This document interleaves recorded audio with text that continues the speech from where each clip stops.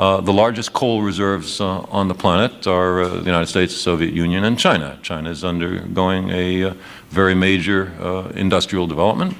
And the burning of coal is certainly something that must be very attractive for the Chinese looking into the future.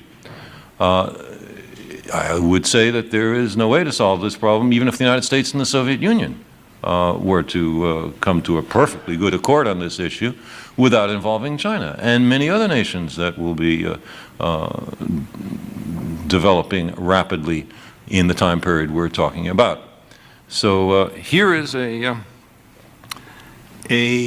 sense in which the nations, to deal with this problem, have to make a change from their traditional concern about themselves and not about the planet and the species, a change from the traditional short-term objectives to longer-term objectives.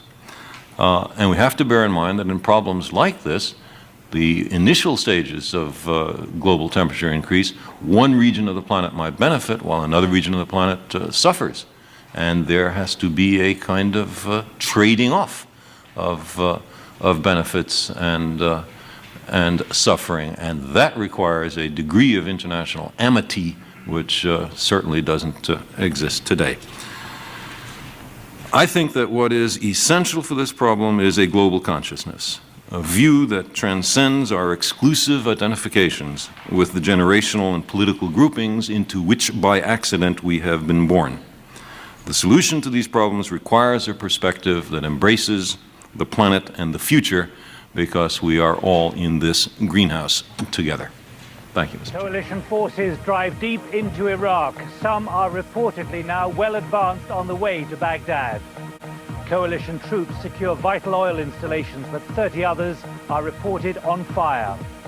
First US and UK casualties in this war. 12 troops have been killed in a helicopter crash and 1 US Marine killed in combat.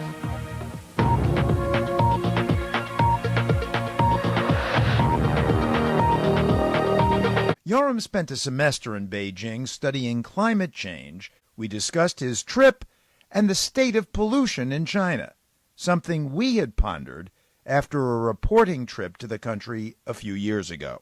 We thought a place like the United States isn't going to make that much difference in terms of global warming, climate change going forward, because we're so small a part of the problem compared to China. There's a lot of truth to that perspective. So, China passed the U.S. as the largest CO2 emitter in the world in 2007, and their emissions still continue to grow rapidly. What happens in China and in India and elsewhere in the developing world is going to drive the climate story in the decades ahead. I do think, however, that what happens here could affect China, especially in terms of technological development.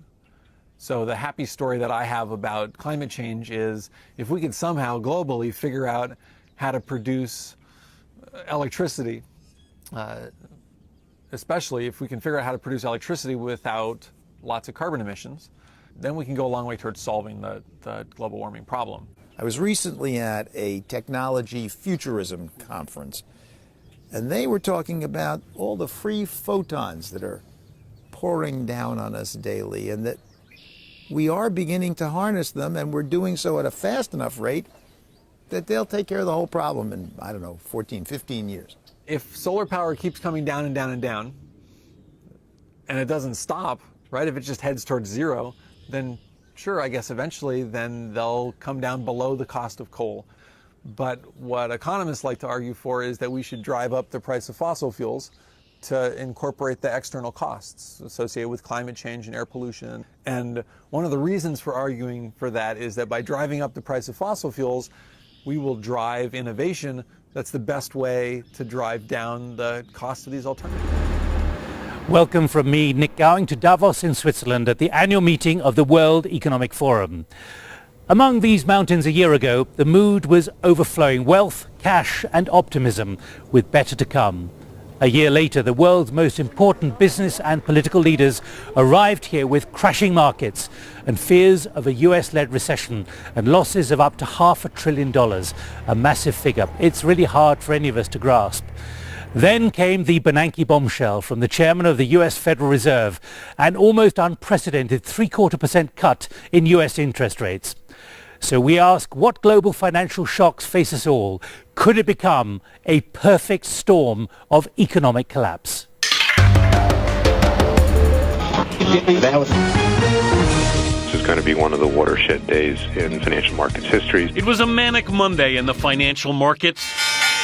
The Dow tumbled more than 500 points after two pillars of the street tumbled over the weekend. Lehman Brothers, a 158-year-old firm, filed for bankruptcy. I don't think anyone really expected a bank as big as Lehman to be in a position that it's in now. Meanwhile, Merrill Lynch, fearing it could be next, agreed in an act of desperation to a shotgun marriage with Bank of America.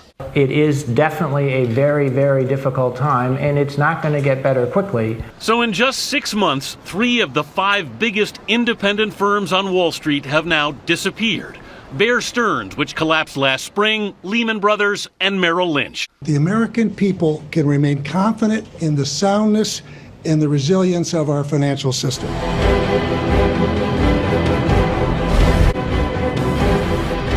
At one level, it's a question of how bad is it? Man is not going to change, and the sea going to be dead. There will be a point in the future where we will run out.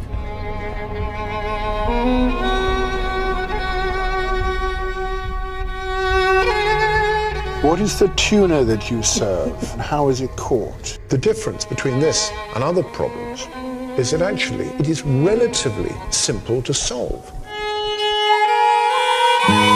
People say, where are all the fish gone? Where are they? We have eaten them.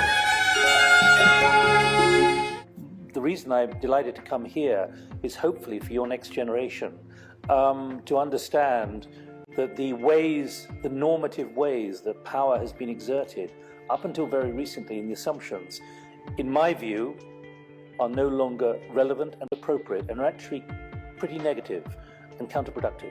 This is what the frustration is among the mid-career, I'd say the late 20s, early 30s, early 40s, who see the inevitability of what's happening. But what I think you need to do is bring together those students of the future, particularly with those who've been through this crisis, the level of crisis at the top, and possibly, nay probably, have either lost their reputation or their job or their career or their organization, their government or their corporate has taken a big hit in the public space because they failed to understand it. And there's an enormous level of casualty in this new space if you're not prepared to understand the inevitability of this. Coral is a fundamental part of a huge ecosystem. They continue living as long as their environment allows them to. There's this big heat wave that's traveling around all over the world. The coral bleaches, and what you're seeing is its skeleton underneath. It's like your body temperature changing. That's the seriousness of the issue. You're working in an environment every single day that humans weren't built for. Your body is cut up, and then you open your eyes, and it's dead as far as you can see. We don't have any time to waste if we want to have any hope. We live at a unique moment in time where we can change history. It's not too late for coral reefs. This has got to wake up the world. Hello and welcome to BBC News. The world's financial markets have reacted with unease following last night's emergency takeover of the troubled Swiss bank Credit Suisse. Shares in Credit Suisse fell by more than 60% this morning after European markets opened, and the value of banking shares across Europe has dropped sharply. So, Jonathan, viewers will have seen and heard about the troubles with Silicon Valley Bank and First Republic, among others, in the US. Now, Credit Suisse. How worried do you think people should be? And I'm going to start with people because they are the people they're going to be affected by what's happening in the banking system. How worried should people be by what's happening in the banking system at the minute? Anita, in terms of the general public, I think that there's no reason to panic just yet. In terms of how it might filter through, well, what we're seeing on the financial markets this morning, we're seeing So we're seeing share prices falling in big banks. In London, we're seeing the likes of NatWest, we're seeing HSBC, and some of the others, Prudential, Barclays, all falling significantly. In Europe, we're seeing Deutsche Bank falling. All of this, there is a concern that there may be wider risks in the financial system. Let me give you a question which I think brings together a lot of what you've been talking about how you incentivize. This comes from Katie Batten, who's Director of Interconnected. Do you think that regulations and targets will be the key driver for the necessary change in the necessary period of time?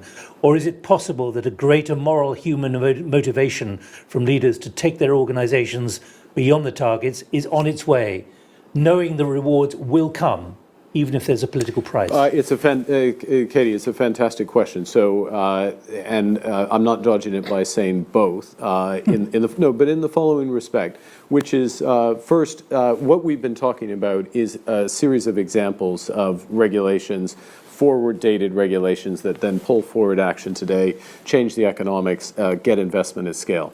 But one of the questions that companies have to ask themselves, and financial institutions that lend or invest in those companies have to ask themselves is, well, what's necessary?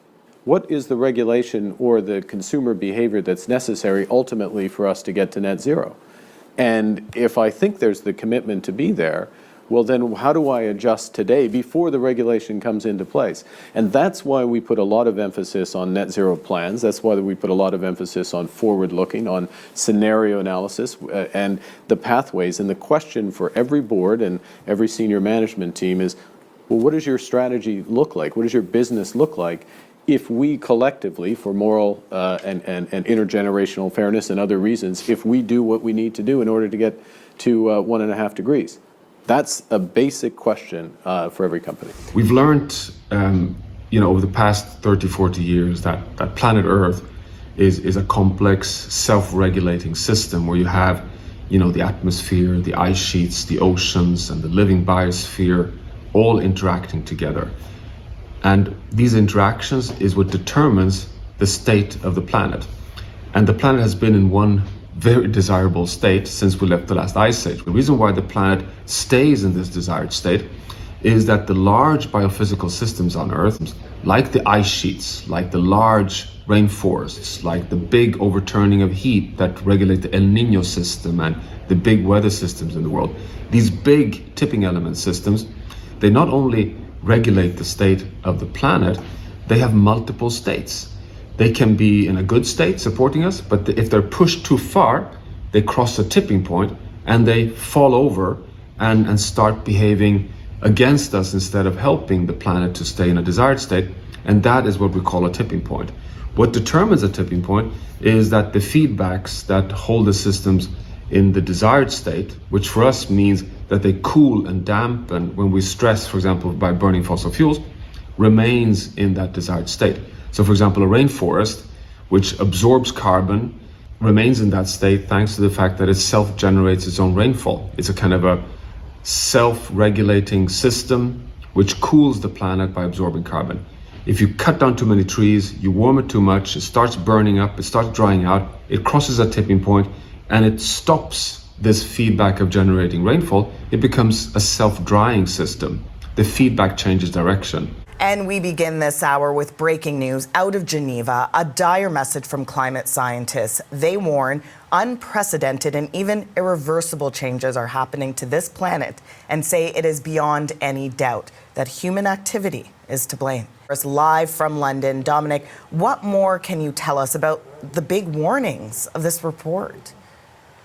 Yeah, good morning, Asha. Well, the UN Secretary-General Antonio Guterres has this morning described today's report from the IPCC as a code red for humanity. It is grim reading. Its authors say climate change is now widespread, rapid and intensifying, that human activity has warmed the climate at a rate unprecedented in at least the last 2,000 years. We'll also talk about the Swiss government being taken to court by climate activists who say its policies are violating their right to life and health. We'll also talk about AI. Some of the biggest names in technology are calling for the development of advanced artificial intelligence to be put on hold. The signatories include Elon Musk and Apple's co-founder Steve Wozniak. They're warning AI could pose a threat to humanity. In terms of export markets, as Jeff Curry said, the market is looking into next year at a glut. We still have 5.6 million barrels a day of idled OPEC capacity on the sidelines. Saudi Arabia probably wants to bring as much of its oil back to the market as possible. So, any disruption to Iranian supplies to the international market, I think could probably be made up by OPEC's spare capacity and its idled oil at the moment. Prices sliding this week, dipping below that $68 level as the market focuses on expectation of higher supplies coming from Saudi Arabia and other OPEC nations.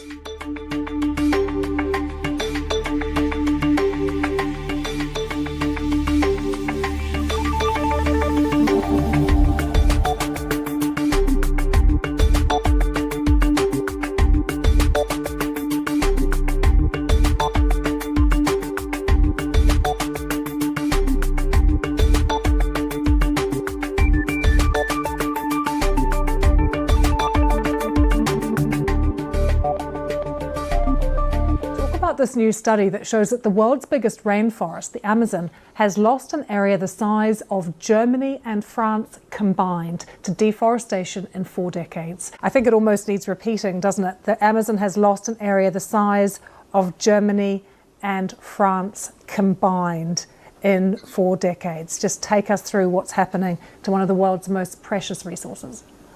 Yeah, so that's 12.5% of the Amazon's cover. But it's the first time that it's been catalogued in such a reliable method. So that's 1/5 of the entire Amazon, which is now gone. But it gets even worse than that because, unfortunately, the more and more hectares are at threat. So it's thought to be about 38% of the forests as well. On top of that, are actually in a degraded state. And Michael, this is the fault of humankind? Yeah, so sadly, it's mostly deforestation associated with agriculture for the most part, but then it's also entwined and linked with aspects of climate change, which again are anthropogenically driven, so human-derived climate change, and that's causing the forests to dry out a lot more, so they're witnessing less rain. And so the Amazon, on top of losing the trees, the important tree aspect, and obviously the biodiversity which goes with that, the rivers are starting to dry out as well. Dear future generations, I think I speak for the rest of us when I say, sorry. Sorry we left you with our mess of a planet. Sorry that we were too caught up in our own doings to do something. Sorry we listened to people who made excuses to do nothing. I hope you forgive us. We just didn't realize how special the earth was. Like a marriage gone wrong, we didn't know what we had until it was gone. For example, I'm guessing you probably know it as the Amazon desert, right? Well, believe it or not, it was once called the Amazon rainforest, and there were billions of trees there, all of them gorgeous, and...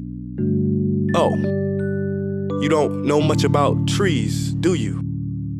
Well, let me tell you, trees are amazing. I mean, we literally breathe the air they are creating. They clean up our pollution, our carbon. They store and purify water, give us medicine that cures our diseases, food that feeds us, which is why I'm so sorry to tell you that we burn them down. Cut them down with brutal machines, horrific, at a rate of 40 football fields every minute. That's 50% of all the trees in the world gone in the last 100 years. Why? For this. And that wouldn't make me so sad if it weren't so many pictures of leaves on it.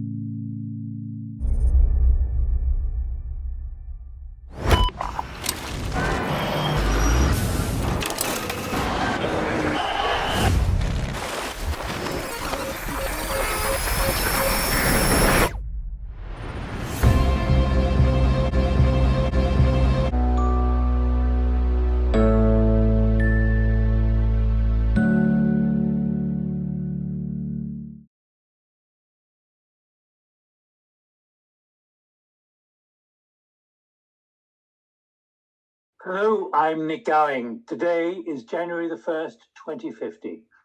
I regret enormously that I have to report that humanity failed on its UN targets for climate, nature, and people.